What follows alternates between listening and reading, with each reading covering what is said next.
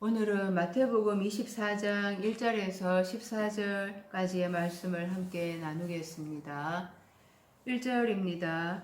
예수께서 성전에서 나와서 가실 때 제자들이 성전 건물들을 가리켜 보이려고 나오니, 마태복음 21장에 예수님께서 나귀 새끼를 타시고 예루살렘에 들어오셨습니다.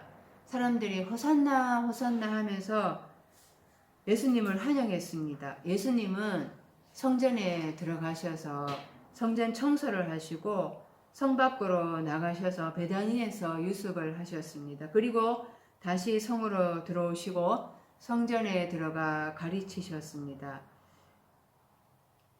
그리고 오늘 24장 1절에 예수께서 성전에서 나와서 가실 때 이렇게 말씀하거든요. 그러니까 21장에 예루살렘에 성전에 들어가셔서 23장까지 성전에서 가르치시고 서기관들 바리새인들과 논쟁을 벌이셨습니다. 서기관들 바리새인들이 하이슬진저라고 꾸짖으셨습니다. 지금 제자들은 여섯째 날 예수님으로부터 훈련을 받고 있습니다. 하지만 아직 영적으로 깜깜합니다. 그래서 예수님은 서기관들 바리새인들을 예로 들어서 제자들 자신의 속을 보라고 교육하신 거예요. 서기관은 그람마투스라고 합니다. 기록하는 사람이지요. 그 하나님의 영의 말씀으로 마음 신비에 기록을 해야 하거든요. 그런데 문자 그대로 성경을 기록하잖아요. 성경에 대해서는 박식합니다. 그런데 그 지식으로 오히려 예수님을 올무에 걸려들게 합니다. 바리새인은 분리주의자라는 뜻이에요. 거룩을 위해서 악으로부터 자신을 분리하는 사람이란 뜻이지요. 그러나 이들은 겉은 화려하지만 속은 죽은 시체와 다름이 없었습니다. 그래서 예수님으로부터 위선자들이다 라고 책망을 듣죠. 이 제자들에게 이 서기관 바리새인이나 다름없는 그 죽은 시체와 같은 자신의 삶을 들여다보라고 깨달으라고 말씀하시는 것입니다. 그리고 예수님은 이제 성전에서 나오십니다. 아포투 히에로 해서 성전에서 분리해서 나오다 이런 뜻이거든요.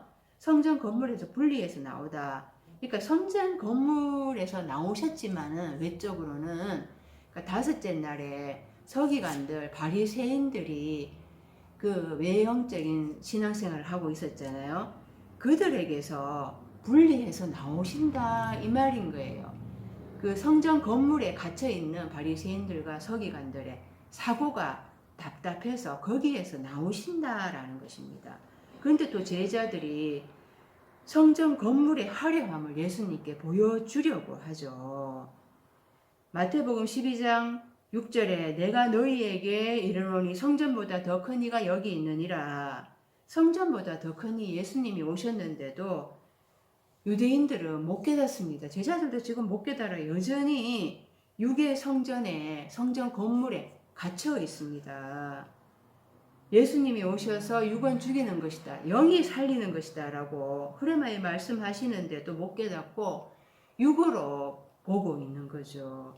그래서 예수님은 마태복음 23장 38절에 보라 너희 집이 황폐하여 버려진 바 되리라. 그 바리새인들 서기관들 유대인들은 구원에서 멀어질 것이다 라고 말씀하셨어요. 그 다섯째 날에 사고로는 구원을 얻지 못한다라는 것을 성전에서 나오셨다라고 이렇게 표현을 하는 것입니다. 성전, 건물 성전이 히에론인데요. 마태복음 21장 12절에 예수께서 성전에 들어가서 성전 안에서 매매하는 모든 사람들을 내쫓으시며 돈 바꾸는 사람들의 상과 비둘기 파는 소사람들의 의자를 둘러 엎으시고 그들에게 이르시되 기록된 바 내 집은 기도하는 집이라 얼크럼을 받으리라 하였거늘 너희는 강도의 소굴을 만드는도다 하시니라. 유대인들이 유월절, 오순절, 초막절 3대 절기가 되면 예루살렘 성전에 남자들이 다 올라가야 됩니다. 빈손으로 올라가면 안 되죠. 하나님 앞에 제물을 드려야 되는데요. 멀리 이제 떨어져 있는 경우에는 소나 양을 끌고 갈 수가 없잖아요. 그래서 예루살렘 성전에 가서 이제 사는 겁니다. 그러니까 예루살렘에 가면은 막 가축 시장이 크게 형성이 되어 있는 거예요. 그리고 또 성전에 들어가서 헌금을 내야 되잖아요. 성전 화폐가 따로 있습니다. 일반 화폐보다 2배나 더 비싼 거예요. 그러니까 완전 이 대제사장들이 성전 관리를 맡은 자들이 폭리를 취하는 거죠. 그러니까 외적으로 이렇게 이제 하고 있는데, 그러니까 내적으로 예수님은 성전이 강도의 구렬이 되었다라면서 이제 책망을 하시면서 청소하신다라고 말씀을 합니다. 그 예루살렘 성전, 예루살렘이 히에로 솔리마가 있거든요. 헬라어로 이제 히브리어로는 예루살라임해서 평화의 가르침을 인식하다 이런 뜻이에요. 평화의 가르침이라는 뜻을 그 예루살렘이 가지고 있는데, 그러면은 진짜 하나님의 평화에 도달하면은 그 하나님 임재 안에 있으니까 고요하잖아요. 그런데 지금 온갖 소, 양, 뭐 비둘기, 이 짐승 가축대로 우글우글합니다. 시끄럽습니다. 짐승이 히브리어로 베헤마 해서 소동하다 이런 뜻을 가지고 있어요. 그러니까 인자가 되지 못하면은 그 전까지 다섯째 날에 이 하나님 안에서 참 성전이 되지 못한 자들은 그 속이 시끄럽다는 거예요. 이걸로 요동을 하고 저것으로 또 요동을 하고, 그래서 시끄럽다라는 것입니다.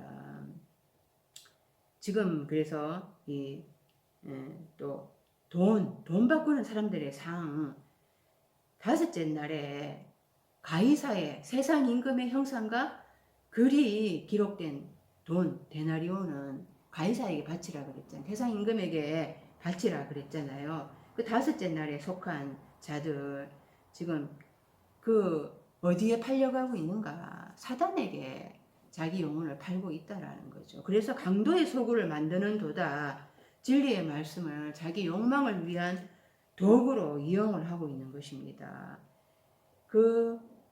이 지금 예루살렘 성전에 들어오신 예수님은 말씀으로 내 안에 있는 더러운 것들을, 세상 욕망으로 가득 찬 것들을 청소하시기를 원하시는 거예요. 로마서 12장 1절, 그러므로 형제들아 내가 하나님의 모든 자비하심으로 너희를 권하노니 너희 몸을 하나님이 기뻐하시는 거룩한 산제물로 드리라. 이는 너희가 드릴 영적 예배니라. 성전, 제사, 제물 이런 것들은 전부 나의 목숨을 하나님께 산제물로 드리기 위한 훈련의 과정이었어요. 그래서 그것을 제사로 제물로 훈련시킨 거였죠. 성막이 염소털로 짠 덮개로 덮여져 있습니다. 또 붉은 물들인 순양의 가죽의 덮개로 덮여 있습니다. 죽은 염소의 가죽, 죽은 순양의 가죽의 덮개로 만들어진 것이 바로 성전이에요. 그 성전이 그 덮개가 염소, 순양의 그 가죽으로 만들어져 있거든요. 그 죽은 순염소로 덮여져 있는 성막을 보면서 내가 죽어 있구나, 이걸 깨달아야만 했습니다. 그래서 짐승의 피로는 내가 구원을 받을 수 없다라는 것을 가르쳐 주시기 위해서 예수님이 오셨어요. 그 몸의 성전이라는 것이 나우스이거든요. 몸 성전. 요한복음 2장 21절, 그러나 예수는 성전된 자기 육체를 가리켜 말씀하신 것이라. 내가 손으로 지은 이 성전, 헤롯 성전, 46년 동안 지은 이 헤롯 성전을 허물어뜨리고 사흘 만에 손으로 짓지 아니한 성전을 짓겠다 하니까 유대인들이 비웃었잖아요. 그러나 예수님은 마태복음 27장 51절에 이에 성소 휘장이 휘로부터 아래까지 찢어져 둘이 되고 땅이 진동하며 바위가 터지고, 예수님은 자신의 육신의 휘장이 찢어짐으로 인하여서 지성소로 들어가는 길을 여셨던 거죠. 예수님의 그 몸의 성전이 찢어지는 그 아픔이 있어야지 그리스도의 피의 그 죽음이 있어야지 우리가 구원 얻을 수 있다라는 것을 예수님은 몸소 우리에게 행함으로 보여주셨습니다. 예수님의 십자가 죽음만 있어서는 안 되고 나의 죽음, 나의 피가 있어야지 내가 하나님 앞에 드려지는 거룩한 산제물이 되어질 때 우리는 하나님께서 기뻐하시는 산제사를 드릴 수 있다는 것을 깨달아야 하는 것입니다. 이사야서 66장 1절 여호와께서 이와 같이 말씀하실 때 하늘은 나의 보좌요 땅은 나의 발판이니 너희가 나를 위하여 무슨 집을 지으랴. 내가 안식할 처소가 어디랴. 하늘이 하나님이 거하시는 보좌잖아요. 땅이 하나님의 그 발판이에요. 발등상으로 이렇게 밟는 그 발판이에요. 그 하늘과 땅이 내 안에 있습니다. 하나님은 내 안에 들어오시고 싶으시다라는 거예요. 내 안에 있는 사단을 다 발등상으로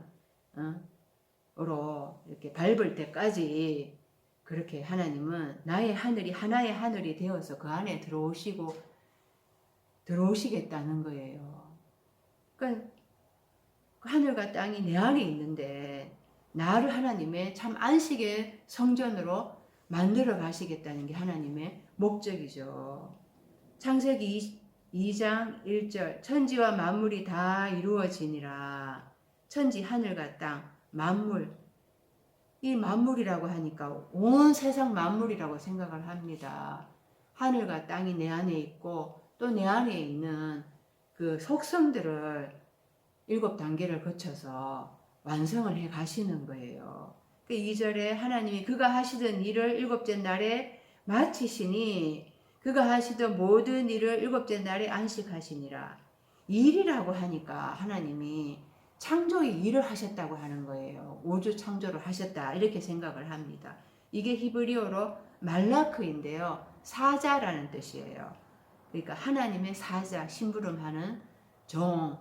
하나님의 사자가 사역을 할 때는 종이지만은 신분상으로는 하나님의 아들인 것입니다. 하나님의 아들을 7단계를 거쳐서 완성을 하셨다라는 거예요.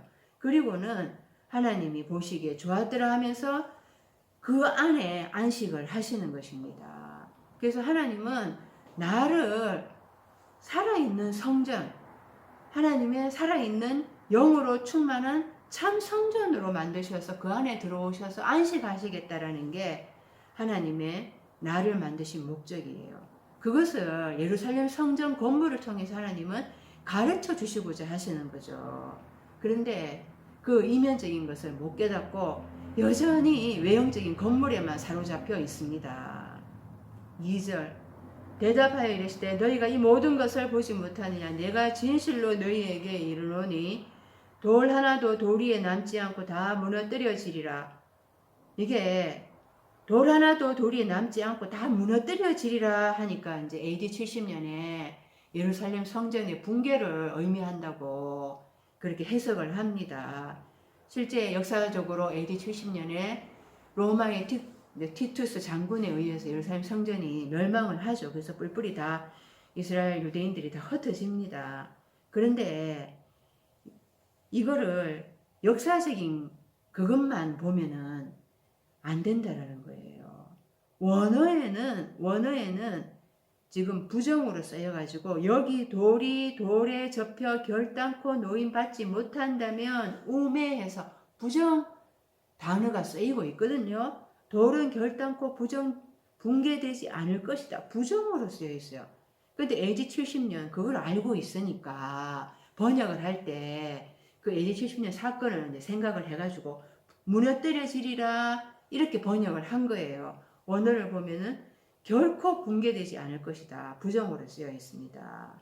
예루살렘 성전은 돌과 돌로 연결된 이제 돌로 건축된 건물이거든요. 돌이 히브리어로 에벤이라고 합니다. 에벤. 그 알렙하고 베트라는 이제 단어로 연결이 되어 있는데 알렙은 나라는 본성을 의미합니다. 베트는 집이죠. 그래서 이제 나는 벤 하면은 이제 벤 하면은 아들이에요. 아들. 예. 그래서 이제 본성의 아들이다 이 말인 거예요. 나는 아들이다 이렇게 할 때 이제 본성의 아들이다 이 말인 거예요.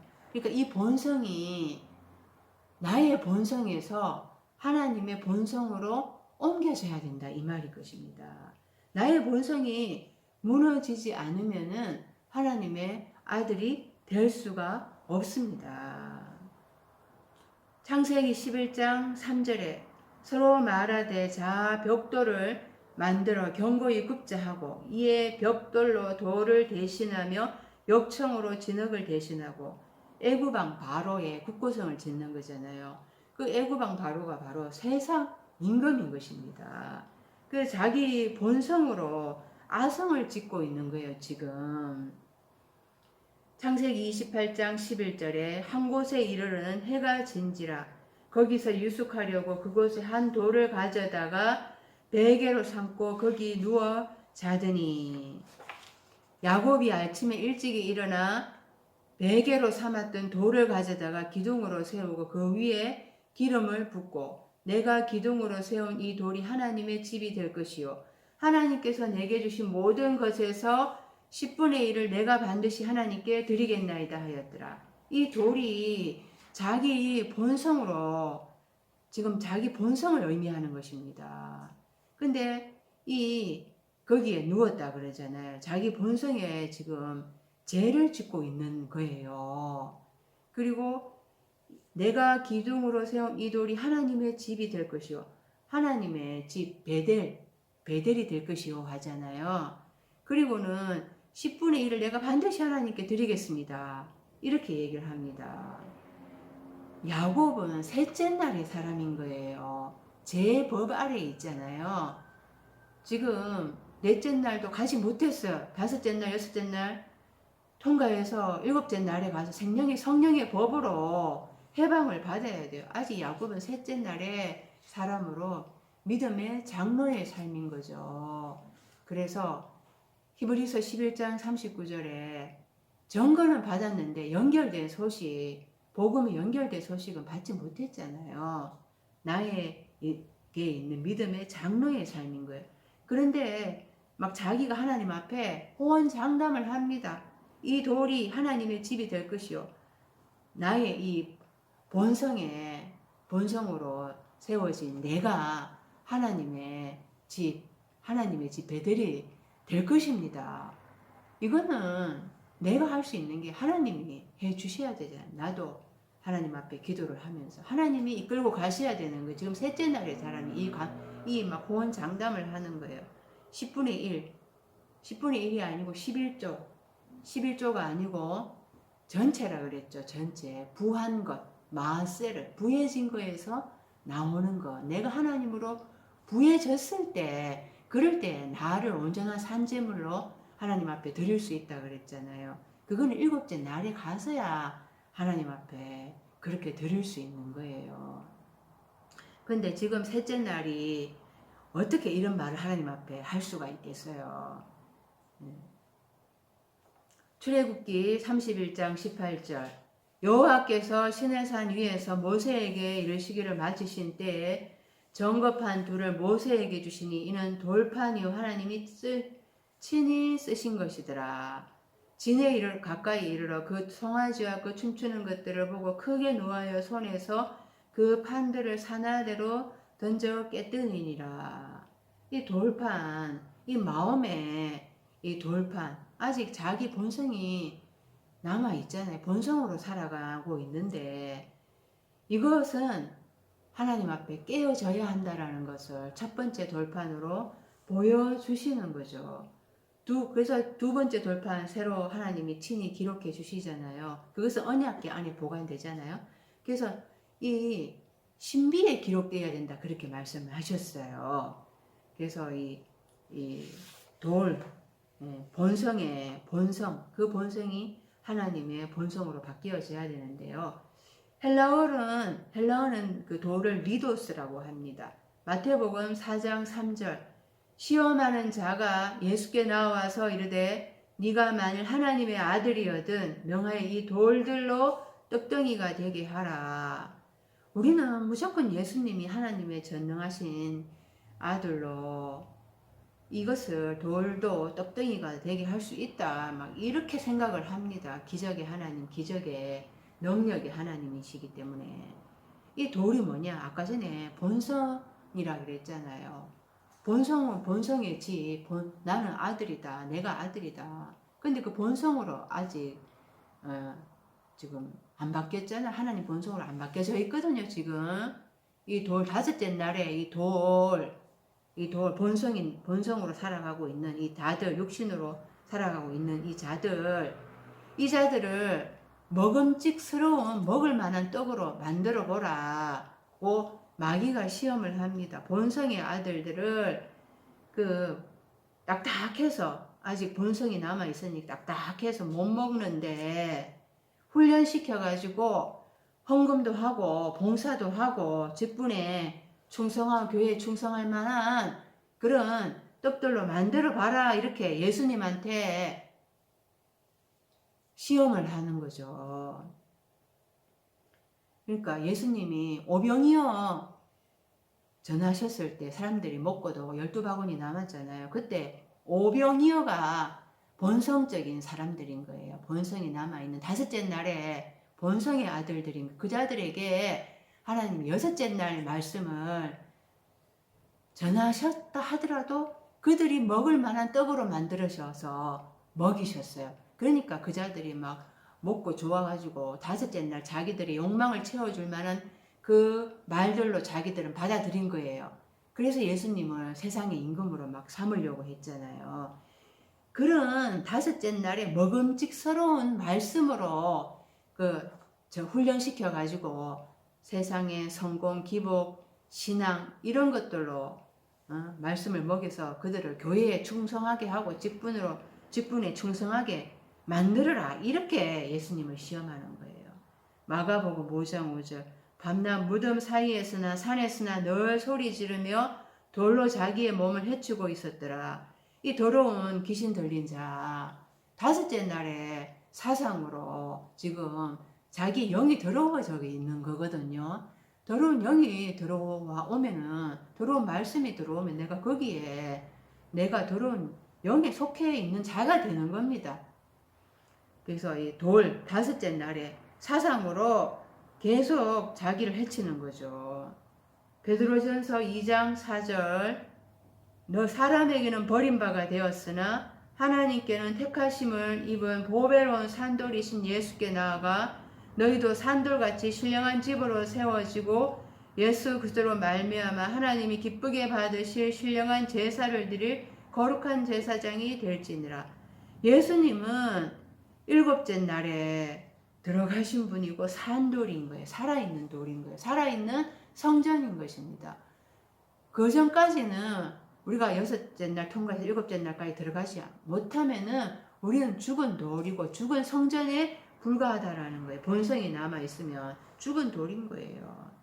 3절 예수께서 그래서 이 돌들이 그 돌과 돌로 연결되어 있다 그랬잖아요. 교회 예루살렘 성전 건물이 돌과 돌로 연결됐다 그랬어요. 그러니까 전부 본성의 아들들이 전부 다 다섯째 날 교회 안에 서로 연결되어 있잖아요. 그러니까 다섯째 날이 결속력이 강합니다. 말씀으로만 지금 교회가 운영이 되고 있는 게 아니잖아요. 온갖 행사들, 프로그램들, 그리고 장례식, 그리고 결혼식, 이런 여러 신방, 이런 것들로 교인들을 각 잡고 있잖아요. 그러니까 서로 후견인과 청지기들, 목회자들이 또 교구장, 목장, 목자 이렇게 해가지고 다 교인들 붙들고 있거든요. 본성의 아들들이 본성의 아들을 꽉 붙들고 있습니다. 안 나와줍니다. 거기에서 떨어져 나오면은 자기도 죽는 줄 알아요. 거기서 숫자가 많고 이러니까 거기에서 떨어져 나오면은 죽는 줄 아는 거예요. 그런데 거기에서 이게 돌이 본성이 다 무너져야지 구원을 얻을 수가 있거든요. 나의 본성, 육신 이것이 다 무너져야지 그 다음에 영의 성전으로 새롭게 지어갈 수가 있잖아요. 그 다섯째 날에서 여섯째 날로 건너와야지 그 다음에 예수님의 흐레마 영의 말씀으로 새로운 성전을 지어갈 수가 있는 거예요. 근데 돌을 안 낳아주니까 새로운 영의 성전을 지어갈 수가 없습니다. 그래서 노임을 받아야지, 해방을 받아야지 그 다음 단계로 진행이 될 수 있는데, 근데 결코 무너뜨리지 않는다. 서로 막 결속을 해가 흩어지면 죽는다 이렇게 생각을 하고 있는 거죠. 거기서 떨어져 나오면 나는 막 죽는 걸로 알고 있습니다. 3절 예수께서 감람산 위에 앉으셨을 때 제자들이 조용히 와서 이르되 우리에게 이르소서 어느 때 이런 일이 있겠사오며 또 주의 임하신가 세상 끝에는 무슨 징조가 있사오리이까. 이게 이제 이중 예언이라 그래서 AD 70년 성전 붕괴 그리고 또 우주의 종말 이것을 이제 예언했다라고 해서 이중 예언이라고 생각을 이제 하고 있는 거죠.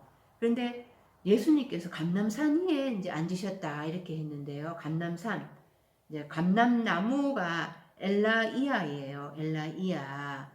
그리고 엘라이유 그 밑에 있죠. 엘라이유 하면은 이제 감람류. 그래서 올리브 기름을 의미합니다. 올리브 기름이 이제 잘 흡수가 되잖아요. 이게 감람류가 뭐냐? 누가복음 21장 37절 예수께서 낮에는 성전에서 가르치시고 밤에는 나가 감람원이라 하는 산에서 쉬시니. 그러니까 예수님이 수시로 감람원이라 하는 곳에 가서 쉬시고 기도하셨다라는 거죠. 이게 바로 성령의 기름 부음을 의미하는 거예요. 기름 부음. 하나님 앞에서 기름 부음을 받기 위해서 기도하시러 가신 것입니다. 마태복음 26장 30절 이에 그들이 찬미하고 감람산으로 나아가니라. 마태복음 26장 예수님이 유월절을 앞두고 제자들과 함께 성찬식을 하거든요. 그러고 나서 이제 또 제자들이 또 감람산으로 나아가는 거예요. 기름 부음을 받기 위한 거죠. 계시록 11장 4절 그들은 이 땅에 주 앞에 서 있는 두 감람나무와 두 촛대니. 두 감람나무에서 두 명의 감람나무라고 생각을 이제 하는데 이제 이라는 숫자가 탈바꿈하다라는 의미가 있거든요. 그래서 예수님이에요. 예수님이 이제 탈바꿈하는 지금 정인 역할을 하는 거예요. 그래서 정인의 역할을 어떻게 합니까? 기름 부음이 있어야, 지식이 있어야, 지식의 기름 부음이 있어야 정인의 역할을 감당할 수 있다라는 거예요. 지금 예수님이 감람산에 앉으셨다라는 것은 지식의 기름 부음을 부어주시겠다라는 거예요. 지식을 부어주시겠다라는 거예요. 지금 무너져야 되는데 안 무너지고 있다 그랬잖아요. 그래서 이 감람산에 앉으셨다라는 거는 이제 구원이 그 유대인들이 거부했거든요. 대제사장 서기관들 너희 집이 황폐하여 버려진 바되리라 이렇게 말씀하셨잖아요. 구원이 이방인에게로 넘어갈 거라는 거예요. 그것을 로마서 11장 17절에서부터 말씀을 하고 있습니다. 또 한 가지 얼마가 꺾이었는데 돌 감람나무인 네가 그들 중에 젖붙임이 되어 창 감람나무 뿌리에 진액을 함께 받는 자가 되었은즉 그 가지들을 향하여 자랑하지 말라. 자랑할지라도 네가 뿌리를 보존하는 것이 아니로 뿌리가 너를 보존한 것이리라. 그러니까 참 감람나무는 그리스도 예수잖아요. 그리스도 예수의 그 지식을 이제 받는 자가 된다라는 거죠. 이방인은 돌 감람나무잖아요. 이방인 원 돌감람나무 그 유대인들은 찍힘을 받았어요. 근데 이제 야생의 돌감람나무가 네가 그들에게 이제 거기에다 접붙임돼서 참감람나무 뿌리 예수님의 그리스도 예수의 기름 부음을 받는 자가 이제 되었다. 그래서 유대인이라는 그 뜻이 실존의 출현을 소망하는 이런 뜻이에요. 실존의 출현을 소망하는, 실존이 누군가 하면은 그리스도 예수잖아요. 그리스도 예수가 메시아로 오는 것을 다섯째 날까지 기다리고 있었죠. 그래서 예수님이 여섯째 날 메시아로 오셨잖아요. 그리스도로 오셨잖아요. 근데 눈앞에 보고도 못 알아봐요. 거부하잖아요. 그러니까 예수님은 이제 구원이 이방인으로 넘어갈 것이다 하면서 혈통적 유대인이 유대인이 아니다. 접붙임 받으면 그 이면적 유대인이 유대인이다. 이렇게 말씀을 하시는 거예요. 그래서 실존의 출현을 소망하는 그것은 다섯째 날까지입니다. 다섯째 날까지는 실존의 출현을 소망하는 삶인 거예요. 여섯째 날 이제 예수님이 이제 실존의 출현자로 실존으로 오시는 거죠. 나타나시는 거예요. 실존으로 나타나시는 거예요. 그래서 내 안에 유대인과 이방인이 같이 있다는 걸 알아야 돼요. 바울이 나는 유대인이요, 또 헬라인이도 이렇게 말했잖아요. 나는 바리새인이고 8일 만에 할례를 받았고 가말리엘 문화에서 율법을 배웠고, 그리고 나는 또 헬라인으로 로마의 시민권을 가지고 있다. 나는 유대인이고 헬라인이다. 이거를 말을 한 거예요. 그것을 통해 가지고 내 안에 유대인이 있고 또 내 안에 헬라인이 같이 있다라는 걸 알아야 돼. 다섯째 날까지 나는 실존의 출현을 소망하다가 이제 여섯째 날, 그 다섯째 날 말미에 이제 여섯째 날 그 초에, 그래서 예수가 실존으로 내 안에 이제 잉태를 하는 거죠. 예수님이 탄생을 하시는 거예요. 그러면서 유대인은 표적을 구하고 헬라인은 지식을 구한다 그랬잖아요. 여섯째 날에는 지식이 있어야 돼요. 다섯째 날까지는 우리 무조건 표적 구했어요. 실존의 출현을 소망하면서 표적 구하는 신앙이었어요. 그래서 바리새인들 서기관들이 예수님한테 또 더 큰 표적, 더 큰 표적 이렇게 막 요구하잖아요. 그런데 이제는 구원이 이방인에게로, 이방인이 접붙임 받는다. 혈통적 유대인이 이제는 너희가 이제 그 본성을 거스려서 이제 꺾어졌다 이렇게 말씀하잖아요. 이제 이방인에게로 이제 구원이 흘러가서 이제는 지식을 구하는 게 있어야 된다라는 거예요. 여섯째 날은 지식을 구해야 돼요. 그래서 감람산에 앉으셨다라는 거예요. 다섯째 날까지 나 표적 구했어요. 근데 이제 예수님이 내 안에 탄생하셨잖아요. 그러면은 그 예수님이 계속해서, 그 빛이신 예수님이 계속해서 내 안에 자라가서 빛으로 충만하셔서 내 안에 부어주셔야 되냐. 그것을 깨달을 수 있어야 되는 거예요. 그래서 지식을 구하고 찾고 문을 두드려야 하는 것입니다. 엘라이온 하면은 감남류. 마가복음 6장 13절. 많은 귀신을 쫓아내며 많은 병자에게 기름을 발라 고치더라. 예수님이 오셔서 더러운 말씀에 사로잡힌 자들을 말씀으로 쫓아내셨어요. 그 지식의 말씀이, 거룩한 영의 말씀이 그 안에 들어가면은 더러운 그 말씀들은 자연적으로 쫓겨나게 되는 거거든요. 많은 병자, 영적인 병자에게 그 지식의 말씀으로 그들을 치유하기 시작하신다는 거예요. 마태복음 25장 4절. 설기 있는 자들은 그릇에 기름을 담아 등과 함께 가져갔더니, 등만 있으면 뭐합니까? 내게 기름 부음 지식이 있어야지, 혼인잔치 말씀이 있어야지 혼인잔치에 들어갈 수가 있는 거예요. 그걸 설기로 온 다섯 처녀들은 준비를 했다라는 거죠. 8절, 25장 8절에서 미련한 자들이 설기 있는 자들에게 이르되 우리 등불이 꺼져가니 너희 기름을 좀 나눠달라 하거늘. 이 기름은 내가 여섯째 날을 통과해 가면서 내가 준비를 해야 되는 거야. 내가 지식을 쌓아가야 되는 거야. 내가 구하고 찾고 문을 두드리면서 하나님 앞에 이 지식을 내 것으로 만들어야 되는 거예요. 그러지 못했기 때문에 어리석은 자들은 혼인잔치에 참여할 수 있는 말씀이 되지를 못한 것입니다. 그래서 주의 임하심과 세상 끝에는 무슨 징조가 있사오리까 하잖아요. 주의 임하심 하니까 우리는 재림이라고 생각을 해요. 재림. 그래서 전부 이제 재림으로 다 이 단어를 번역을 했는데 파루시아라는 단어이거든요. 임재예요. 임재. 이 임재는 파루시아라는 거는 팔에 에미 해서 파라 가까이에 곁에라는 전치사예요. 에이미 동사는 비동사, 영어의 비동사 뭐뭐 이다, 뭐뭐 있다 이런 비동사. 곁에 있다라는 동사예요. 그러니까 곁에 있다라는 팔의 에미. 그러니까 임재라고 할 수 있죠. 파루시아가 임재라는 거예요. 그래서 살전 2장 19절에 우리의 소망이나 기쁨이나 자랑의 면류관이 무엇이냐? 그가 강림하실 때 우리 주 예수 앞에 너희가 아니냐? 그러니까 그 성도들을 향하여서 바울 사도가 네가 너희 성도 한 사람 한 사람이 나의 소망이고 기쁨이고 자랑의 면류관이라고 말씀하세요. 그 면류관이 된 성도에게 하나님의 임재가 그를 통해서 나타난다라는 거예요.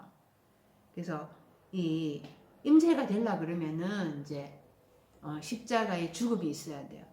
십자가 죽고 그 다음에 부활하고 그리고 성천하고 오순절 성령을 받고 나서 이제 임재의 상태에 들어가는 거거든요. 그러니까 예수님이 보혜사 성령으로 가까이 오시는 거잖아요. 나에게 오셨잖아요. 그러면서 성령이 보혜사 성령이 헬라어로 파라클레토스이거든요. 파라 가까이 칼레오 초청하다. 가까이 초청하다 이게 보혜사 성령이에요. 그러니까 성령을 가까이 이제 내가 옆에 초청을 하는 거죠. 그 상태가 이제 임재의 상태인 거예요. 나를 통해서 예수님이 나타나는 것, 하나님이 나타나는 것, 그 상태가 이제 일곱째 날에 들어간 거고 임재의 상태인 거예요. 그래서 복음화가 된다고 할 때 예수님이 내 안에 탄생하시고 나와 함께 죽으시고 내가 그와 더불어 부활하고 그가 다시 오셔서 나와 함께 있는 임재의 상태. 이 상태까지 갈 때 이제 복음한 거예요. 그래서 그 주님의 임재가 될 때 무슨 징조가 있겠습니까? 이런 걸 묻는 거예요, 지금. 일곱째 날에 들어가는 것은 여섯째 날 통과해가지고 일곱째 날까지 가는 데에는 어떤 징조가 있겠습니까? 이렇게 묻는 거예요. 그러니까 이제 내가 내 단계를 알아야 되잖아요. 그러니까 예수님이 그러니까 네가 일곱째 날에 어떤 단계들을 거쳐갈 거야. 네가 일곱째 날에 들어가기 전에 이러한 것들을 거쳐갈 거야. 지식을 부어주시는 거예요. 그 지식이 있어야지. 아, 내가 지금 여섯째 날 이거를 통과해 가는데 나에게 일어나는 일들 이거를 내가 이해를 할 수 있다라는 거죠. 그러면서 아, 성경이 이렇게 말씀해 놓으셨으니까 내가 이걸 보고 아, 나한테 일어나는 일들이 아, 이렇게 예수님 말씀해 놓으셨구나. 그러면서 이해하고 이제 통과해 갈 수 있다라는 거죠. 그 지식을 부어 주신다라는 거예요. 데살로니가전서 5장 23절 평강의 하나님이 친히 너희를 온전히 거룩하게 하시고 또 너희의 온 영과 혼과 몸이 우리 주 예수 그리스도께서 강림하실 때 흠없게 보존되기를 원하노라.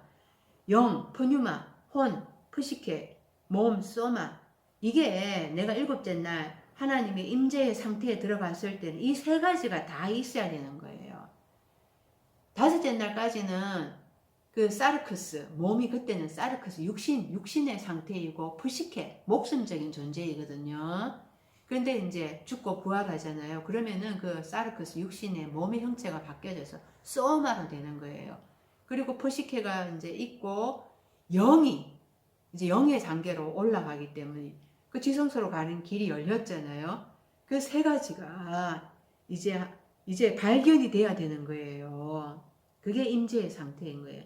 그래서 우리가 임재를 이제 여섯째 날 통과해 가면서 이제 내가 이제 주님의 임재가 가까워져 가는구나 이거를 깨달으면 이제 힘을 얻을 수가 있는 거죠. 그 다음에 아이온이란 단어를 보겠습니다. 아이온. 아이온, 세상 끝이라고 했잖아요. 세상을 아이온이라고 이제 아이온인데요. 아이온을 세상으로 번역을 했어요. 그래서 현세와 내세로도 번역이 되어 있거든요. 누가복음 18장 29절 이르시되 내가 진실로 너희에게 이르노니 하나님의 나라를 위하여 집이나 아내나 형제나 부모나 자녀를 버린 자는 현세의 여러 배를 받고 내세의 영생을 받지 못할 자가 없느니라 하시니라. 그러니까 우리는 현세는 이 세상, 내세는 저 죽고 난 다음에 저 세상 이렇게 이제 이분법적으로 생각을 해요. 에베소서 1장 20절에 그의 능력이 그리스도 안에서 역사하사 죽은 자들 가운데서 다시 살리시고 하늘에서 자기 오른편에 앉히사 모든 통치와 근세와 능력과 주권과 이 세상뿐 아니라 오는 세상에 일컫는 모든 이름 위에 뛰어나게 하시고 이게 오는 세상 할 때 이게 오는이 진짜 뭐 장차 올 이렇게 이제 생각을 하면은 엘코마이라는 단어를 써야 되는데 이때 이제 멜로라는 단어를 써서 의도하는 세상 이렇게 이제 번역을 해야 되는데요. 그러니까 지금 앞에는 현세, 뭐 내세 이렇게 쓰였잖아요. 지금 또 세상이라고 번역을 했죠. 또 계시록 1장 17절을 볼게요. 내가 볼 때에 그의 발 앞에 엎드려져 죽은 자 같이 되매 그가 오른손을 내게 얹고 이를 때 두려워하지 말라. 나는 처음이요 마지막이니 곧 살아있는 자라. 내가 전에 죽었었노라 볼지어다. 이제 세세토록 살아있어 사망과 엄부의 열쇠를 가졌노니 지금은 또 세세토록 살아있어. 이렇게 번역을 해놨어요. 그러니까 영원히 살아있어. 우리가 지금 이제 이 세상 아니라 죽은 세상 저까지 또 하나님 안에서 우리가 영생을 얻는다 이렇게 생각을 하잖아요. 그렇게 기독교가 죽은 다음에 우리가 이제 생명, 영원한 생명을 얻는다 이렇게 이제 생각하도록 번역을 해놨죠. 근데 죽은 다음에 그거는 우리가 알지 못하는 거라는 거죠. 그렇게 번역을 해놔가지고 우리는 오직 죽은 다음에 저 천국 가서 영생을 얻는 것에 대한 소망을 가지고 그렇게 살아간다고 얘기를 하고 있거든요. 근데 그게 무슨 소망인가. 그래서 현세, 내세 이렇게 번역을 해놨는데요. 지금 이제 계시록 1장 18절에 세세토록 살아있어 이렇게 해놨잖아요. 이때 이제 그러니까 이 아이온이란 단어를 현세로도 이제 우리가 볼 수 있고 이제 내세로도 이제 볼 수 있어요. 그게 왜 그런가 하면은 지금 문맥에 따라서 그렇게 봐야 되거든요. 그러니까 세세토록 할 때는 이게 아이온이란 단어가 두 번 같이 쓰여 있어요. 에이스, 투스, 아이오나스, 톤, 아이오논 이렇게 해가지고 아이온이 두 번 쓰여 있는데 이제 격에 따라서 그래서 세세토록이 우리는 죽은 다음에 생각하지만은 현세와 내세 이렇게 이제 우리는 죽은 다음에 세상으로 이제 생각하도록 이렇게 번역을 해놨잖아요. 그런데 기독교에서 이제 그렇게 번역을 해놨는데 이게 이제 아이온이 현세와 내세 이 내세가 일곱째 날을 의미한다라는 거예요. 일곱째 날 내세가 18절에 곧 살아있는 자라 살아있는 자가 지금 내가 전에 죽었었노라 볼지어다 이제 세세토록 살아있어 사망과 엄부 열쇠를 가졌노니 이게 지금 인자이거든요. 우리가 죽고 나면 인자인 거예요. 죽고 부활해서 이 땅에서 사망과 엄부 열쇠를 가지고 사탄을 결박할 권세를 가지는 거예요. 이 땅에서 죽고 부활해서 산 자가 살아있는 자가 되어서 이 땅에서 얘기하는 겁니다. 그래서 우리가 죽고 부활하면은 예수님처럼 인자가 되는 거예요. 그래서 말씀으로 그리스도와 함께 천년 동안 왕노릇할 수가 있는 거죠. 그래서 일곱째 날을 의미하는 게 내세, 이게 내세다. 이제 일곱째 날이 들어가기 전까지는 이제 여섯째 날 아이온이다. 이렇게 이제 번역할 수가 있습니다. 그래서 다섯째 날까지 우리가 지금 여섯째 날이 들어왔잖아요. 그럼 다섯째 날까지는 나의 삶의 발자취, 과거인 거예요. 지금 여섯째 날이 들어왔을 때 나는 지금 현재예요. 일곱째 날은 내세로 나의 미래예요. 성경은 나의 미래가 어떻게 될 거를 얘기해 놨어요. 내가 일곱째 날에 들어가서 완성이 되어야지. 그래서 그 미래를 나의 현재에 끌고 들어와서 지금 이곳에서 말씀으로 왕노릇해야 된다. 그것을 말씀하고 있는 것입니다. 그래서 일곱째 날 미래를 나의 현재에 지금 끌고 와야 되는 거예요. 미래를 현재화 시켜야 되는 것입니다. 그런데 만약에 아직 여섯째 날에 들어오지 않고 다섯째 날에 있다. 그러면 여섯째 날 미래를 아직 모르고 있는 거죠. 일곱째 날도 모르고 있어요. 여섯째 날, 일곱째 날이 있다는 것도 모르고 있어요. 그냥 죽어서 천국 가면 된다 이렇게만 생각을 하고 있는 거예요. 그러니까 이제 정말 지금 이제 교회들에서 내가 다섯째 날에 지금 갈증을 느끼고 있다. 내가 마른 뼈와 같다. 왜 성경에서는 이렇게 성경에서는 생명을 얘기하는데 예수님이 나를 믿는 자는 그 배에서 생수의 강이 흘러나리라 이렇게 말씀하잖아요. 그런데 내 삶에서는 왜 그게 안 되는가? 내가 왜 기갈을 당하는가? 마른 뼈와 같은가? 그러면은 하나님 앞에 물어봐야 되는 거예요. 그러니까 여섯째 날, 일곱째 날로 그거를 모르는 그 사람들에게 하나님은 인도해 주신다라는 거예요. 여섯째 날로 이끌어 오시면서 그 길로 인도해 가신다라는 거예요. 그 길을 열어 주신다라는 거거든요. 그런데 기갈을 당하면서도 기도를 안 합니다. 하나님한테 물어보지를 않습니다. 그러니까 내가 왜 죽어 있는 겁니까? 내가 왜 말씀으로 살아나지 못하는 겁니까? 이거를 물어봐야 되는 거예요, 하나님 앞에. 그래서 내가 살아있는 자는 내가 전에 죽었었노라. 내가 이제 살세토록 살아있어. 사망과 엄비 열쇠를 가졌다. 이게 일곱째 날의 삶으로 이게 나의 미래가 어떠할 거다라는 것을 내가 이 삶을 지금 현재에 끌어와서 내가 지금 현재 이 삶을 살아가야 된다라는 것을 말씀을 하고 있다는 거죠. 그게 나의 이제 세상 끝이라고 지금 번역을 했는데 그 세상 아이온 그리고 이제 끝이 뭔가 하면은 끝은 끝은 지금 신텔레이아 이렇게 번역을 해놨죠. 이제 헬라어가 신텔레이아인데요. 끝. 공통의 완성이다 이렇게 번역을 해놨습니다. 공통의 완성. 그러니까 신하는 거는 함께라는 전치사예요. 그러니까 텔레이아는 텔로스 완성이에요. 텔로스 완성. 그러니까 나의 이제 공통의 완성이 있다라는 거예요. 그러니까 나의 완성 이거 이제 일곱째 날을 의미하는 거죠.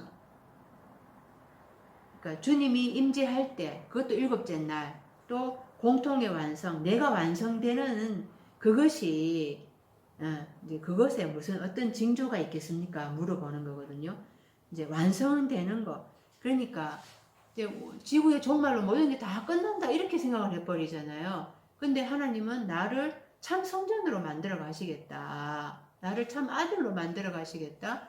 이런 하나님의 이 목적이 있고 그 목적을 이제 완성해 가시는 게 이제 하나님의 뜻인데 그냥 끝나는 게 성경이 말하고 있지 않아요. 그냥 끝 하면은 우리는 완성을 안 해도 그냥 끝 공부하다가도 종 땡땡 치면은 그게 마무리가 안 됐어도 그냥 다음 시간에 하자고 끝맺혀 버리잖아요. 그런데 하나님은 우리에게 이 열매를 맺고자 하는 나를 일곱째 날에 들어가게 하셔서 살려주는 영이 되게 하고 살아있는 이제 영이 되게 하고 살려주는 영이 되게 하는 그 하나님의 목적이 있는 게 나를 완성하고자 하는 목적이 있는 거예요. 그게 이제 추수죠.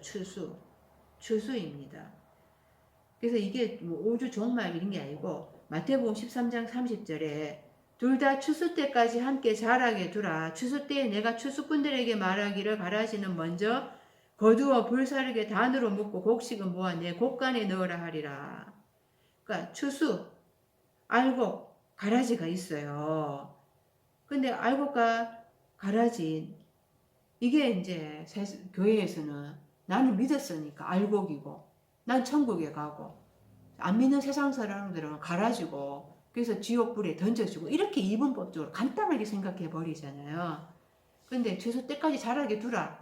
알곡은 먼저 이제 단으로 거두어서 참고해 드리고 내 안에 알곡이 있고 내 안에 가라지 삶이 있는 거예요. 내 안에 가라지 삶 다 뽑아버리면 내가 어떻게 일곱째 날까지 갈 수가 있겠습니까? 그래서 이제 추수 때까지 그냥 두는 거예요. 그래 알곡 나중에 이제 불에 던져버리는 거죠. 가라지 천년 동안 이제 결박해가지고 무적행에 집어 넣는 거예요. 그게 있을 때 가라지를 무적행에 집어넣고 할 때 그때 내가 첫째 부활이 있거든요. 첫째 사망이 있고 첫째 부활이 있어요.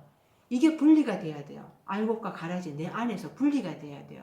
그럼 다섯째 날까지는 내 안에 알곡과 가라지 같이 섞여 있는 거 몰라요. 내가 진짜 하나님도 가짜 하나님도 같이 섬기고 있다는 걸 몰라요. 내 안에 진짜 하나님만 있는 줄 아는 거예요. 그러니까 여섯째 날을 넘어오지 못하면은 십자가 죽음을 통과해 가지 못하면은 첫째 사망도 없고 첫째 부활도 없어요. 그냥 통째로 그냥 불 속에 다 들어가는 거라 통째로. 그래가지고 첫째 사망으로 쭉 가버리는 거예요. 그러니까 빛과 어둠이 분리가 안 돼요. 그래서 빛과 어둠이 분리되는 그 첫째 부활이 있어야 되는데 다섯째 날 그냥 딱 그냥 거기에서 멈춰버리면은 통째로 그냥 다 그냥 이제 그냥 죽음이라는 거죠. 영적 죽음, 육신으로도 죽음이고 영적으로도 죽음이라는 것입니다. 그래서 그 이제 일곱째 날에 이제 공통의 완성 나의 추수 그것에 이제 무슨 징조가 있겠습니까? 징조 이제 표시가 있겠습니까? 그게 세메이온이거든요. 세메이온 해서 표시 표적 우리가 주로 표적으로 알고 있죠. 그러니까 세마이노 해서 지시하다, 알리다, 이제 표지하다, 표지판이라고 생각하면 돼요. 그러니까 전조 이런 거 있잖아요. 그러니까 미리 이제 알려주는 뭐 이제 전조가 무엇입니까? 그래서 누가복음 2장 12절에 너희가 가서 강보에 쌓여 구유에 놓여 있는 아기를 보리니 이것이 너희에게 표적이니라.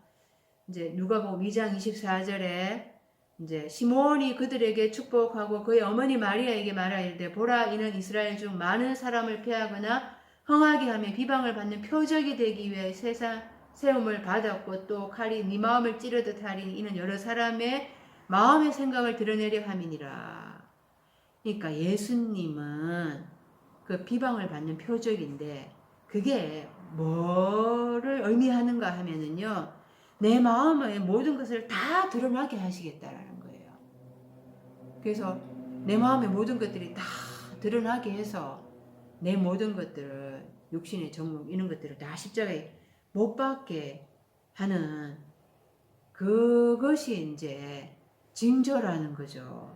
마태복음 12장 39절 예수께서 대답하여 이르시되 악하고 엄난한 세대가 표적을 구하나 선지자 요나의 표적밖에는 보일 표적이 없느니라. 요나의 표적은 예수님의 십자가의 죽음을 의미하잖아요. 예수님처럼 나도 이제 여섯째 날 통과해 가면서 나도 십자가 죽음을 겪게 될 거다. 너도 십자가 죽음이 있어야지 그 다음에 이제 부활하게 되고 주님의 임재에 들어가는 일곱째 날에 들어가게 될 거라. 그러니까 반드시 일곱째 날 추수 때 알곡과 가라지가 분리되고 가라지가 불 속에 이제 던져지게 되는 그 완성의 단계에 들어가려면은 이제 십자가 사건을 거쳐야 한다라는 것입니다. 그런 징조가 있다라는 거예요. 그래서 이제 4절부터 다시 이제 그런 징조에 대해서 세세하게 말씀을 하고 있어요. 예수께서 대답하여 이르시되 너희가 사람의 미혹을 받지 않도록 주의하라. 그러니까 미혹이 있다라는 거예요. 사람의 미혹. 우리가 다섯째 날까지 수없이 미혹 받아 왔습니다. 한 날에서부터. 근데 여섯째 날에 와서야 내가 미혹 받았다라는 거를 알게 된다라는 거죠. 두 하나님을 내가 믿고 있었다는 것을 알게 됩니다. 미혹하다라는 단어가 플라나움이거든요. 미혹을 받는 거는 죄를 짓는 거예요. 그 길에서 예수님이 길에서 벗어나서 방황을 하잖아요. 그러면은 타락하게 되어 있고 죄를 짓게 되는 것입니다. 힐베리서 3장 7절 그러므로 성령이 이르신 바와 같이 오늘날 너희가 그의 음성을 듣거든 광야에서 시험하던 날에 거역하던 것 같이 너희 마음을 완고하게 하지 말라. 거기서 너희 열조가 나를 시험하여 정음하고 40년 동안에 나의 행사를 보았느니라. 그러므로 내가 이 세대에게 노하여 이르기를 그들이 항상 마음이 미혹되어 내 길을 알지 못하는도다 하였고, 그러니까 오늘날 하면은 이게 이제 여섯째 날인 거예요. 세메론이라는 단어를 썼는데요.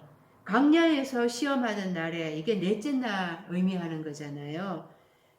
이스라엘이 광야에서 예수님 물이 없다, 뭐 먹을 게 없다, 고기 먹고 싶다 이렇게 하면서 그리고 이제 가나안 땅 우리는 그들의 밥이다 하면서 못 들어간다 그랬잖아요. 그들의 말대로 그들은 죽임을 당했습니다. 그러니까 지금도 마찬가지인 거예요. 지금도 우리 일곱째 날 못 들어간다 이렇게 하나님 앞에 막 그러거든요. 이 어려운 공부를 이거를 왜 해야 됩니까? 그래야 구원을 얻습니까? 몰라도 예수 믿고 구원 얻고 천국 가는데요. 이렇게 말을 하는 거예요. 이게 미혹인 것입니다. 이게 미혹이라는 걸 알아야 돼. 그러니까 오늘날 그의 음성을 듣거든. 너희 마음을 완고하게 하지 마라. 그래서 물론 힘들지만은 하나님이 하시는 거니까. 하나님이 이끌고 가시는 거니까 하나님의 힘으로 할 수가 있는 것입니다. 그걸 알아라는 거예요. 내가 이 세대에게 노하여 그들이 항상 마음이 미혹되어 내 길을 알지 못하는도다. 그러니까 미혹을 받지 말라는 거예요. 베드로후서 2장 15절에 그들이 바른 길을 떠나 미혹되어 보올의 아들 발람의 길을 따르는도다. 그는 불의의 삭슬을 사랑하다가 발람이 뜻이 내 백성이 아니다 이 뜻이거든요. 불의의 삭 이게 뭐 돈인데 그러니까 엄행인 거예요. 하나님 외에 다른 하나님 물질을 의미하기도 하지만은 이제 이게 엄행이 영적 엄행을 의미하는 거죠. 지금 베드로 사도가 일곱째 날이잖아요. 베드로후서니까 소아시아 흩어진 다섯째 날 교회에게 발람의 길을 따르는도다 엄행하고 있다라는 걸 지금 말을 하고 있는 거예요. 미혹을 받고 있다라는 거예요. 거짓 하나님에게 거짓 말씀에 계시록 2장 20절 그러나 네게 책망할 일이 있노라 자칭 선지자라 하는 여자 이세벨을 네가 용납함이니 그가 내 종들을 가르쳐 깨어 행음하게 하고 우상의 제물을 먹게 하는도다. 지금 이세벨은 아합의 처 북이스라엘 아합 왕이 있잖아요. 그의 처가 이세벨인 거예요. 그러니까 지금 두아디라 교회의 말을 하고 있거든요. 그러니까 이세벨이 존경스럽지 못하다 이런 뜻을 가지고 있어요. 그러니까 소아시아 7교회에다가 편지를 하는데 이세벨 북이스라엘의 아합왕의 왕 아내를 이야기를 하고 있습니다. 그러니까 지금도 소아시아 7교회가 지금 다 없어졌거든요. 7교회가 바로 교회가 나예요. 나한테 얘기하는 것입니다. 지금 내가 나에게 주는 말씀으로 들어야 내 안에 존경스럽지 못한 부분이 하나님 앞에서 있다라는 거예요. 내가 우상의 재물 먹고 행음하고 있다라는 것이 바로 그게 미혹을 받고 있다라는 겁니다. 고린도전서 6장 9절 불의한 자가 하나님의 나라를 유업으로 받지 못할 줄을 알지 못하느냐. 미혹을 받지 말라. 음행하는 자나 우상 숭배하는 자나 간음하는 자나 탐색하는 자나 남색하는 자나. 그러니까 이런 자들은 미혹을 받으면은 하나님 나라를 상속받을 수가 없다라는, 내가 하나님 나라가 될 수가 없다라는 거예요. 하나님의 나라, 하나님의 아들이 될 수가 없다라는 거예요. 여섯째 날 이 공부하면서 다섯째 날은 숫자가 많아. 근데 내 혼자 이 매일 공부하고 숫자가 적어요. 그러면 이 길 가는 게 맞나 이러면서 미혹을 받습니다. 이게 맞나 이러면서 있잖아요, 그죠? 그래서 그런 미혹을 내가 하나님의 정말 나라가 될 때까지 그러니까 그런 미혹이 있을 거라는 걸 알아라는 거예요. 5절 많은 사람이 내 이름으로 와서 이르되 나는 그리스도라 하여 많은 사람을 미혹하리라. 다니엘서 11장 31절 군대는 그의 편에 서서 성서 곧 견고한 곳을 더럽히며 매일 드리는 제사를 폐하며 멸망하게 하는 가증한 것을 세울 것이며 그 매일 드리는 제사를 폐하고 견고한 곳을 더럽히고 멸망하게 하는 가증한 것을 세울 것이며 이게 이제 그 기원전 2세기 경에 안티오쿠스 에피파네스라는 왕이 있었어요. 헬라 왕인데 예루살렘 성전을 모독을 합니다. 유대인들을 학살을 하고 핍박을 하거든요. 그러니까 그 이제 기원전 2세기니까 헬라 통치하에 있으면서 유대인들이 안식일에 안 싸우잖아요. 그러니까 안식일 쳐들어온 거예요. 그리고 예루살렘 성전에 부정한 재물을 놓고 우상 숭배하게 하는 거예요. 그리고 돼지고기 안 먹잖아요. 그거를 먹으라고 하게 하고. 그러니까 이런 역사적으로 이런 이제 사건이 있었는데, 근데 나는 그리스도라 하여 많은 사람을 미혹하리라.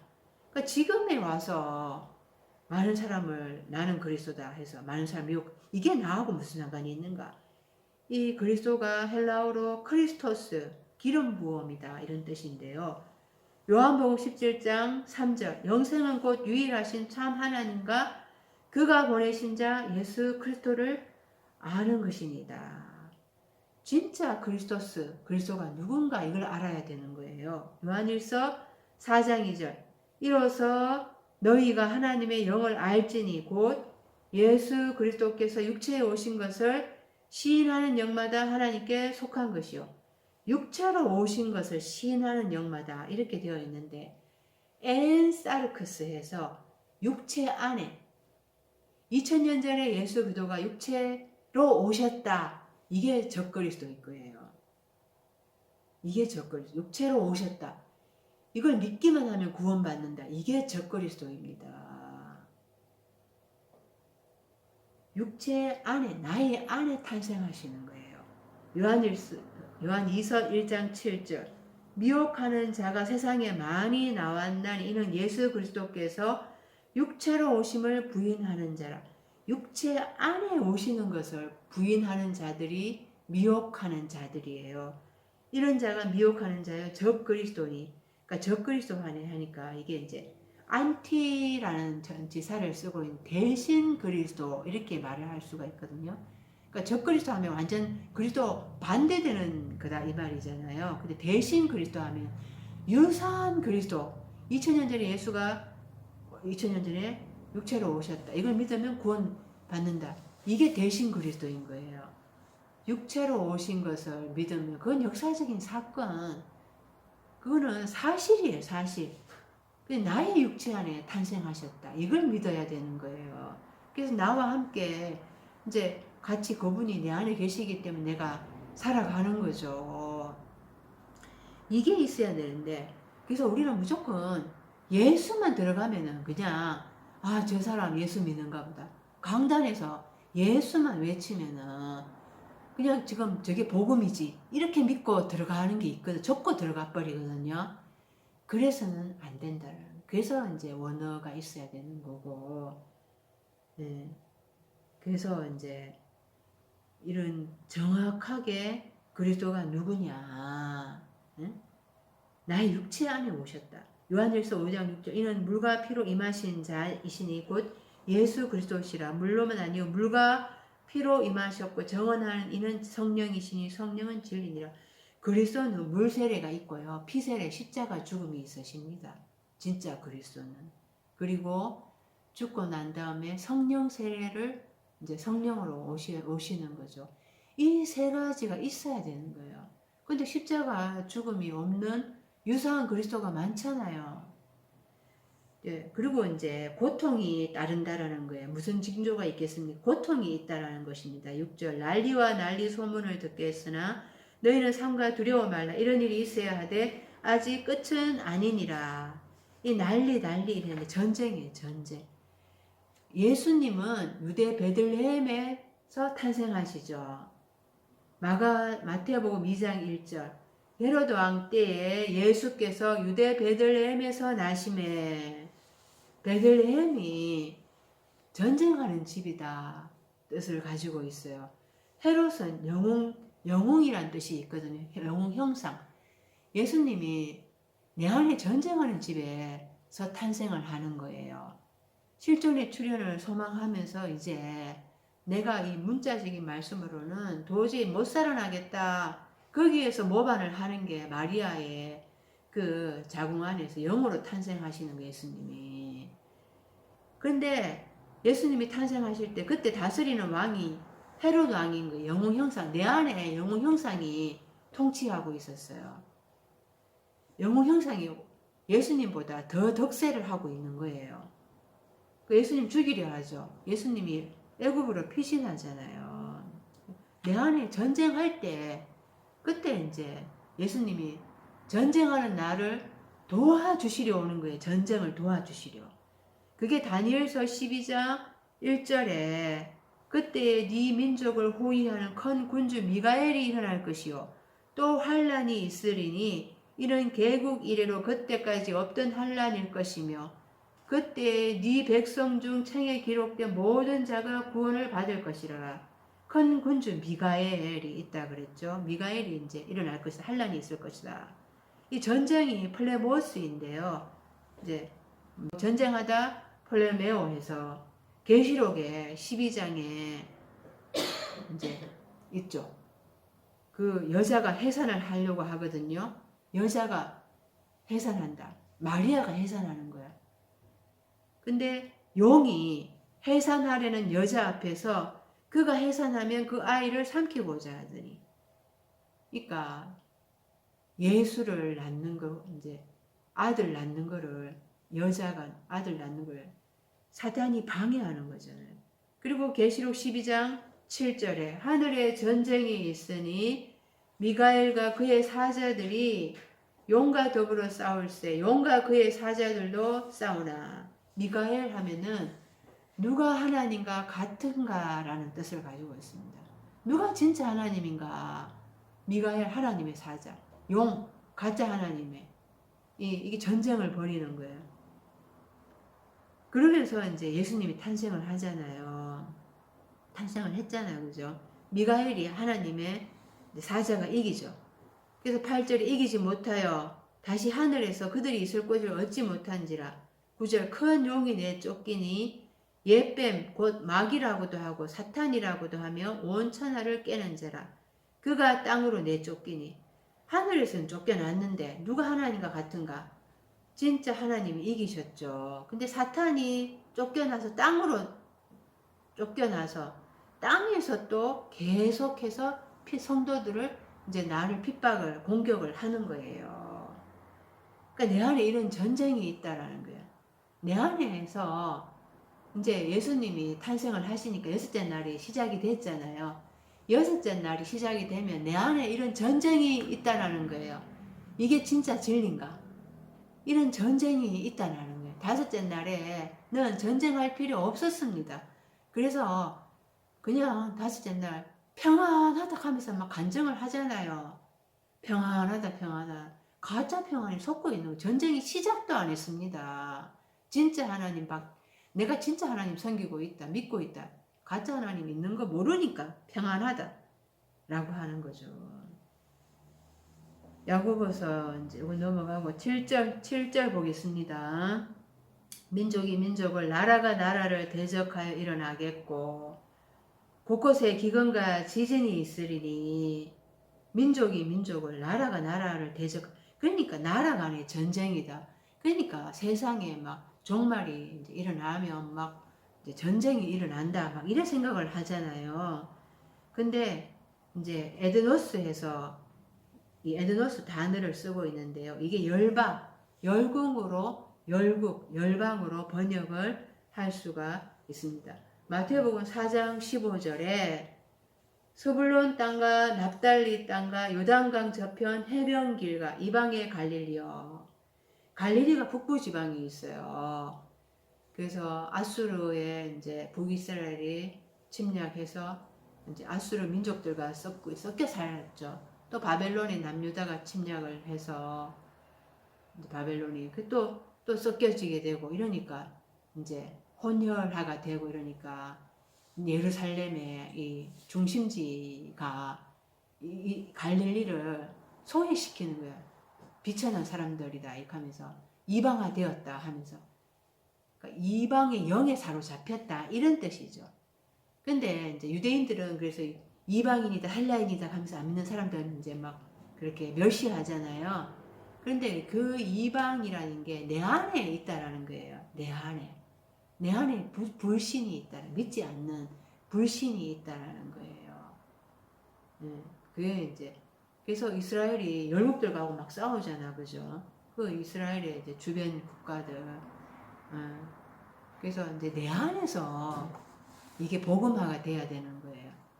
그러니까 이 나라가 나라를 뭐 이까 전쟁이가 있긴 전부 다 우주 종말로 생각하는데 그게 아니라는 거죠. 마태복음 6장 32절 이는 다 이방인들이 구하는 것이라.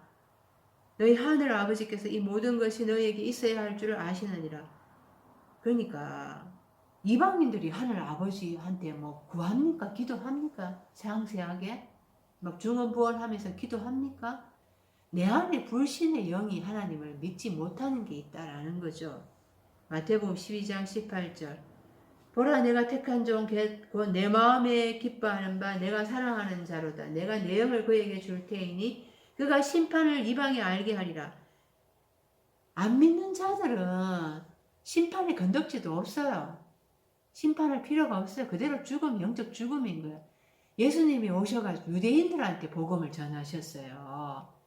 그러니까 믿는 자들한테 진짜 믿는 게 뭐냐 그거 가르쳐 주시려고 오신 거예요.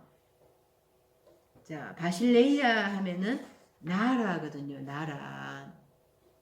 계시록 11장 15절 일곱째 천사가 나팔을 불매 하늘에 큰 음성들이 나서 이르되 세상 나라가 우리 주와 그의 그리스도의 나라가 되어 그가 세세토록 왕노릇 하시리로다 하니, 내가 세상에 속한 나라인 거예요. 그런데 이제 그 여섯째 날에 들어가면은 진짜 그 일곱째 천사가 나팔을 불 때 그때 그리스도의 나라가 되어서 깨어나는 일어나는 그런 게 있을 거라는 거죠. 그래서 이게 이제 열국이 이제 깨어나고 내 안에 이방의 삶이 깨어나고 내 안에 세상 나라 이것이 이제 세상에 속했던 것들이 깨어나면서 그리스도의 나라로 이제 그렇게 살아나는 죽었던 나라에서 살아나는 나라, 산 나라가 될 것이라는 것입니다. 기근이 있을 것이다. 그러니까 여섯째 날에 들어오면은 다섯째 날까지는 말씀의 홍수예요. 다섯째 날까지는 말씀의 홍수예요. 근데 다섯째 날 말미에 먹을 물이 없어 기갈당한다 그랬잖아요. 아모스에. 그래서 그 아모스에 너희가 말씀을 듣기 위한 기갈이라고 말씀을 하고 있습니다. 그러니까 하나님 더 이상 이제 그 다섯째 날에 혼합사상의 말씀으로는 그 영이 못 살아난다라는 거죠. 그래서 그런 기갈을 이제 다섯째 날 말, 여섯째 날에 들어오면은 이제 진짜 생수를 찾아가 그거를 이제 자기가 구하고 찾고 하나님 앞에서 이제 공부해 가면서 마셔야 되잖아요. 그러니까 깨달음이 있어야지 생수로 완전 충만해지겠죠. 그러려 그러면 기간이 걸리니까. 그래서 이제 영적으로 굶주리는 거예요. 굶주리는 거. 좀 먹어도 좀 배부른가 싶다가 또 배부른 거예요. 또 허할 거예요. 그래서 완전히 채워져야 되거든요.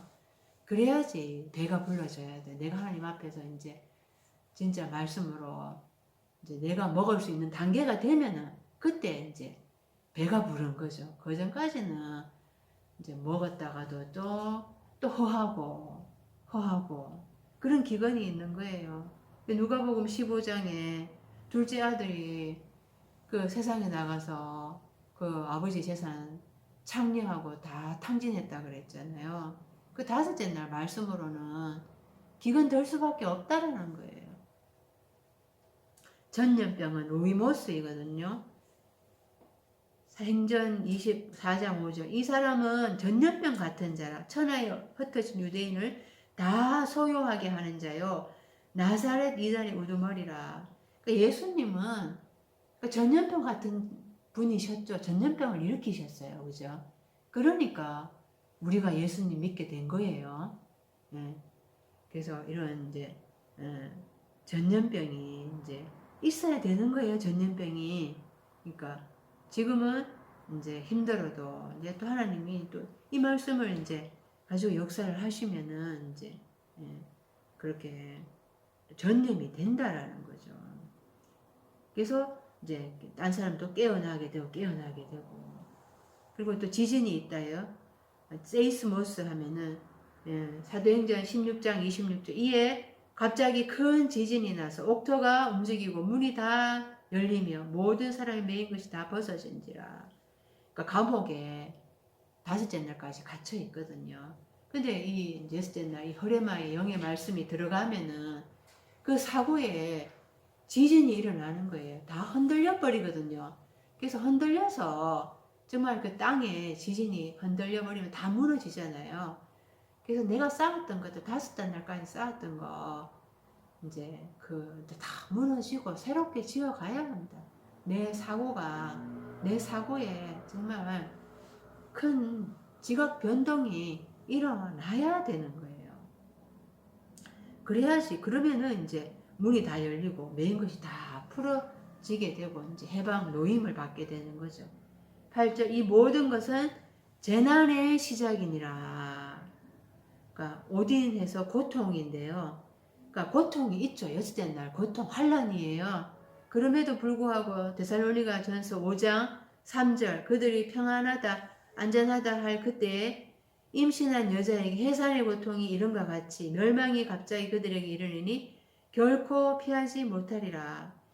이 고통이 반드시 있고 이 고통을 통과해 이제 갑자기 고통이 오죠. 갑자기 이제 이런 이제 재난이라고 번역을 했는데 진짜 고통이 이제 시작인 거예요.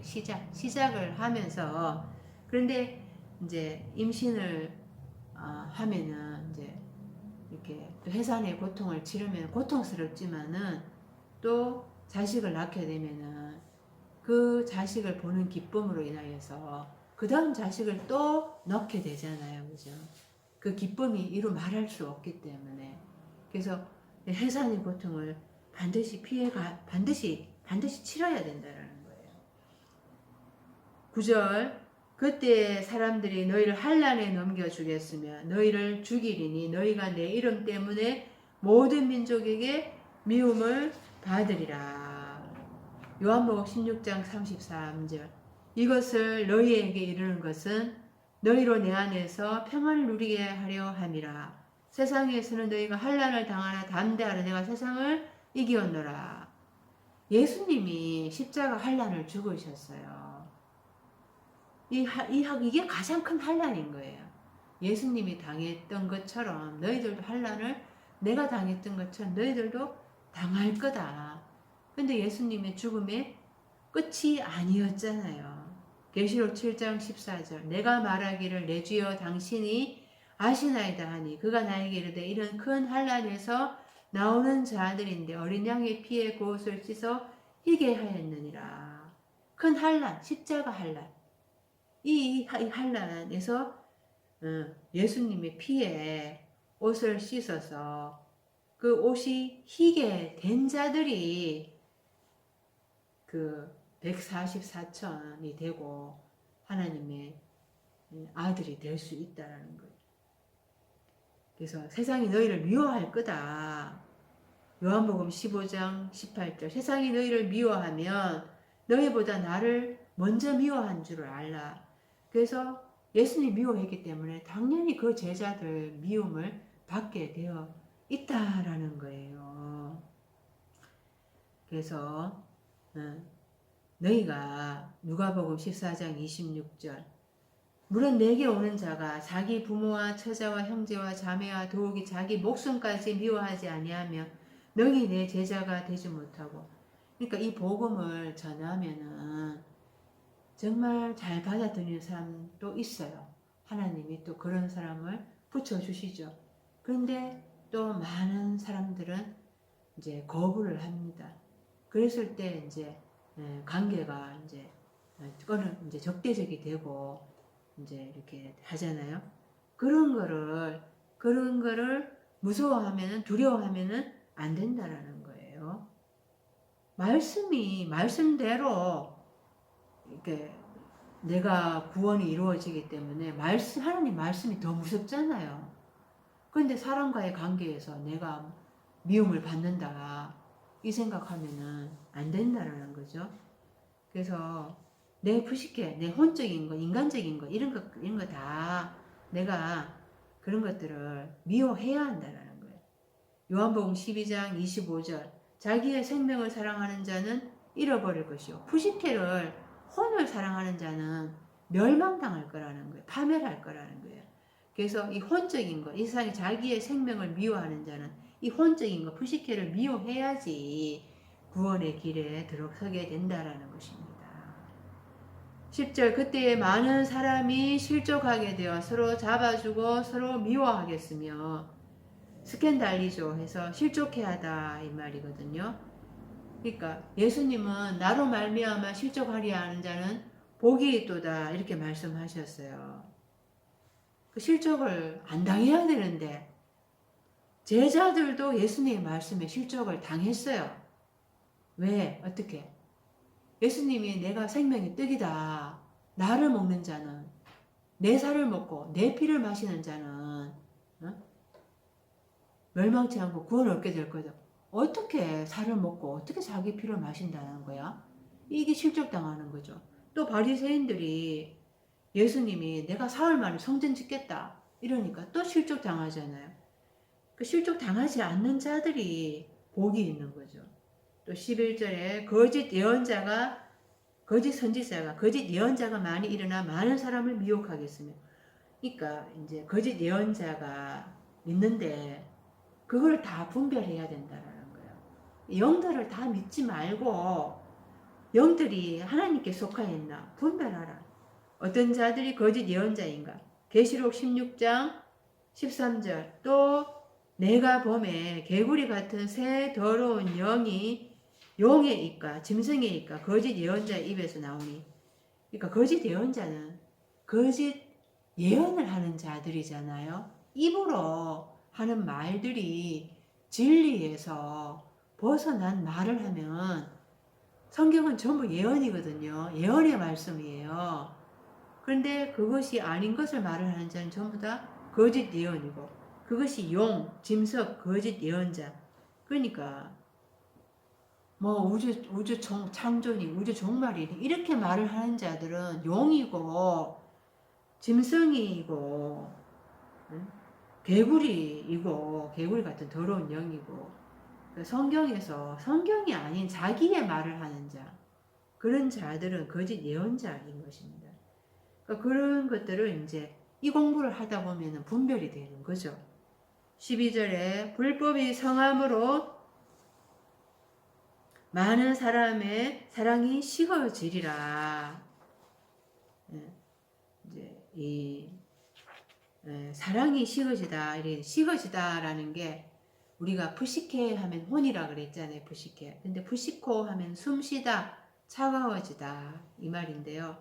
그러니까 숨쉬다, 차가워지다, 푸시코. 그래서 요한복음 18장 18절에 그때가 추운 거로 그 종과 아랫 사람들이 불을 피우고 서서 째니 베드로도 함께 서서 째더라. 베드로가 예수님 따라가긴 갔어요. 근데 베드로가 너무 두려운 거예요. 그죠? 그래서 결국에는 예수님 3번이나 부인을 하잖아요. 베드로가 영적으로 아직은 어둠의 상태인 거죠. 그래서 춥다라고 표현을 한 거예요.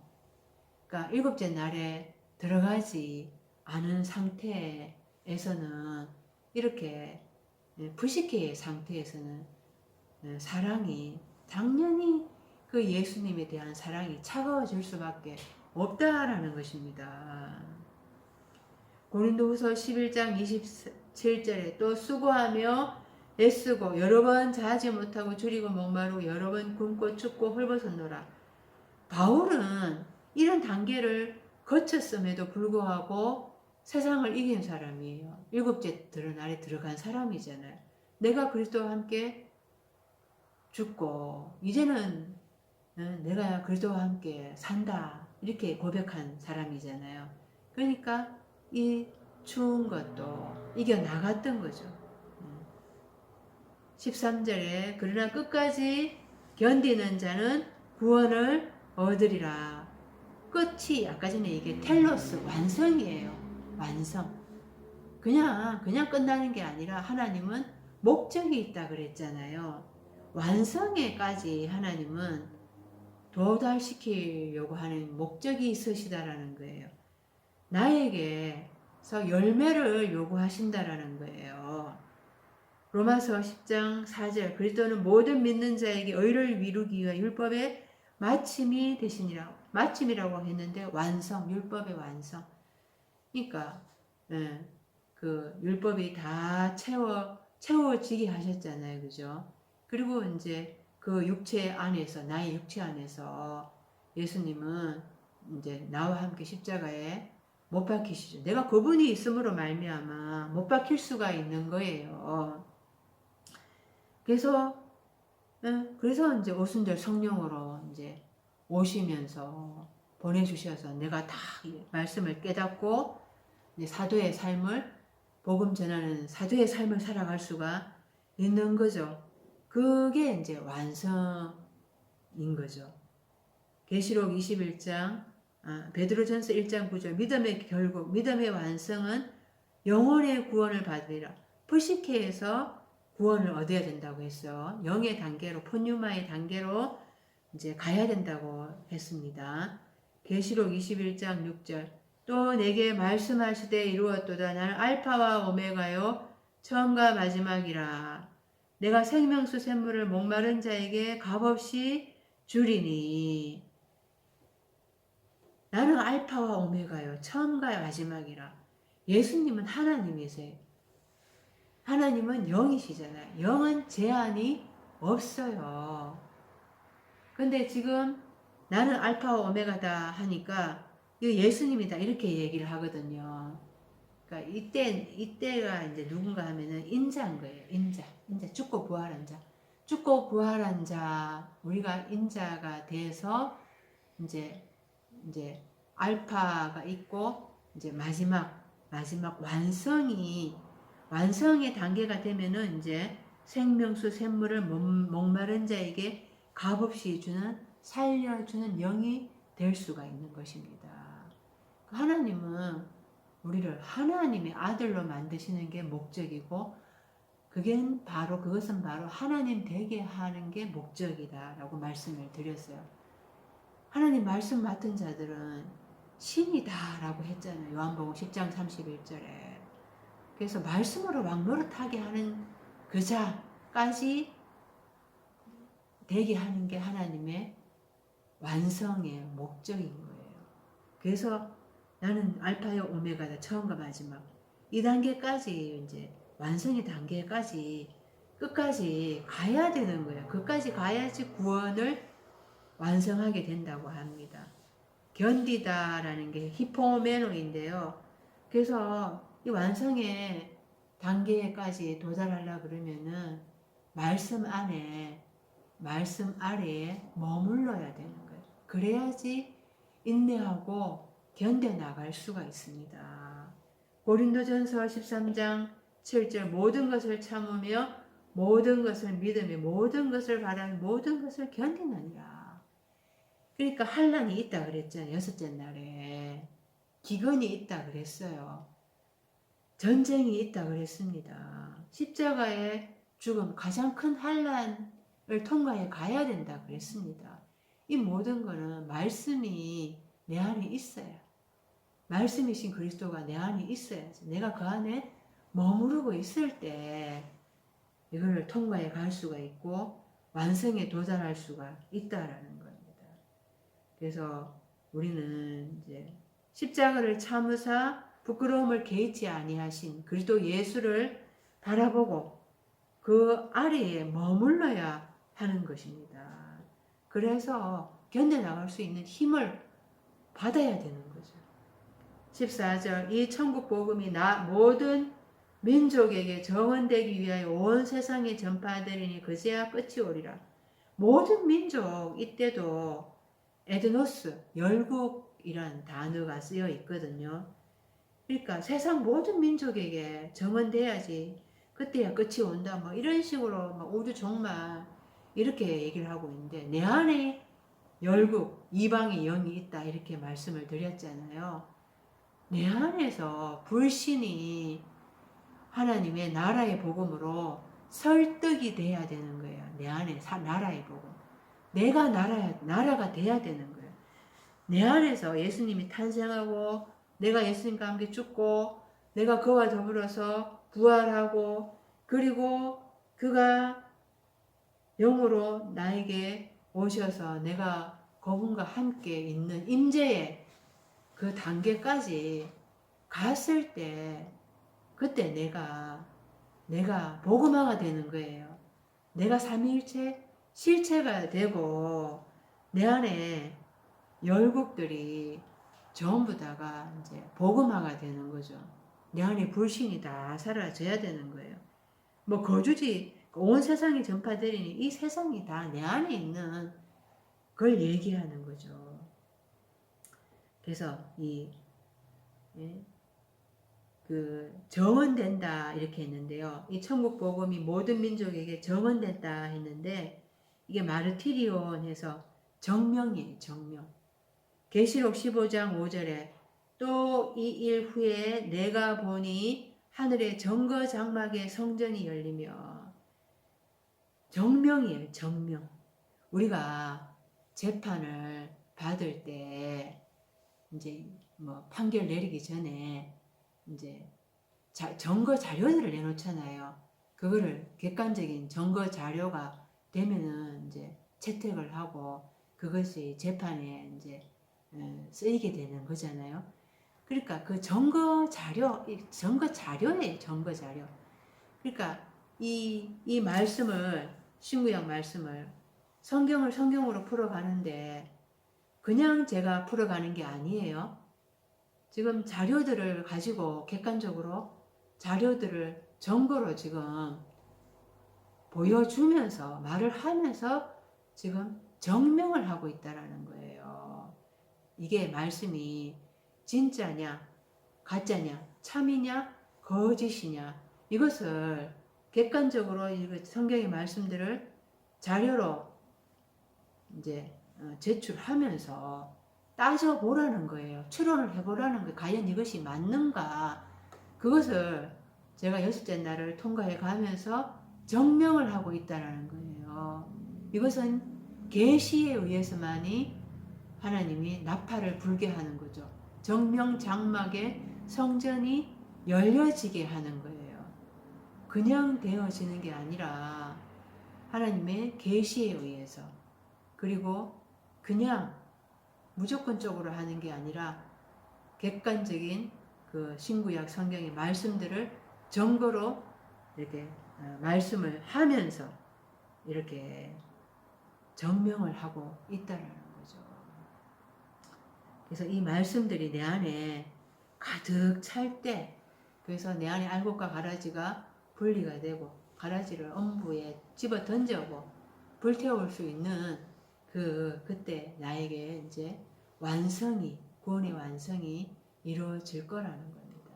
그건 내가 할 수 있는 게 아니고 또 하나님의 말씀 아래 머무르면서 우리가 기도를 하고 또 하나님이 이루어하실 것을 믿는 믿음이 있어야 되는 거예요. 믿음을 또 하나님 앞에 기도해야 되는 거예요. 그 믿음을 주시옵소서라고 기도를 해야 한다.